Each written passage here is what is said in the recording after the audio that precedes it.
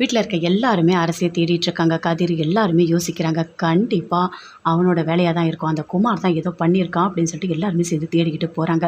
ஆனால் யார்கிட்டையும் எதுவுமே சொல்லாதீங்க. கண்டிப்பாக அந்த கல்யாணம் நடக்கணும்னு சொல்லிட்டு போகிறாங்க. போயிட்டு தேடிக்கிட்டே போகிறாங்க. எல்லா இடத்துலையும் தேடுறாங்க. பார்த்தா கரெக்டாக ஒரு குடோன் இருக்குது.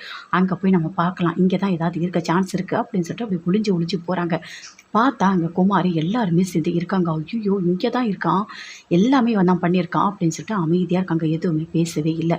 அப்படியே ஒளிஞ்சு ஒளிஞ்சு போகிறாங்க. போனவுடனே அந்த குமாரை மட்டும் அப்படியே பிடிச்சி அடிக்கிறாங்க.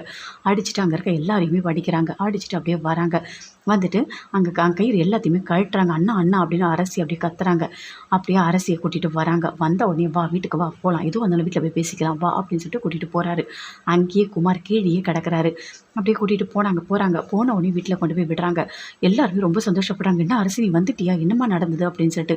அம்மா அந்த குமார் தாம்மா என்னை கடத்திட்டு போயிட்டான் அப்படின்னு அரசி சொல்கிறாங்க. ஆடா பாவி, என் பொண்ணோட வாழ்க்கை அழிக்கணும்னு நினச்சிருக்கான் அப்படின்னு சொல்லிட்டு. இங்கே பாருங்கள், இதுக்கு மேலே எதுவுமே பேசவே வேண்டாம். எப்படியாவது அரசியோட கல்யாணம் நடக்கணும், அதை பற்றி மட்டும் எல்லாருமே யோசிங்க. இப்போ வேறு எதுவுமே பேச வேண்டாம்.